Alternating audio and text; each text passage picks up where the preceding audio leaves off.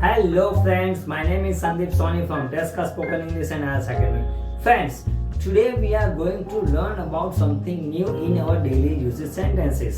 So આજના આપણા daily usage sentences માં આવા વાક્ય છે કે જેમ કે બિલ ભરવાનું હજુ બાકી છે, ખાવાનું બાકી છે, નહાવાનું બાકી છે. તો જ્યારે આવા વાક્ય આવે તો એનું ઇંગ્લિશ કેવી રીતના થાય ચલો જોઈએ. તો અહીંયા આપણે જોઈએ કે બાકી છે. તો મેં અહીંયા લખ્યું છે કે મારે હજુ પિઝા ખાવાના બાકી છે.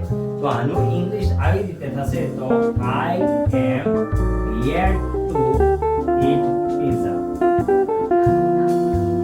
બીજું વાક્ય જોઈએ તો મારે હજુ પૈસા બચાવવાના બાકી છે, મીન્સ કે હજુ બચાવે નથી તો બચાવવાના બાકી છે.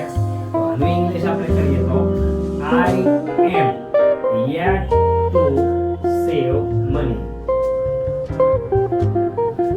થર્ડ વન આપણે જોઈએ તો મારે હજુ કેટરીનાને મળવાનું બાકી છે. એમ તો હજુ પણ બાકી જ છે, ભવિષ્યમાં ક્યારેય મળાશે તો ખરી. તો એવી રીતના જોઈએ તો I am yet to meet Katrina. અને લાસ્ટ વન જોઈએ તો મારે હજુ અંગ્રેજી ગીત સાંભળવાના બાકી છે. તો I am yet to listen English songs. અને લાસ્ટ વન તમારે અંગ્રેજી કરીને આપવાનું છે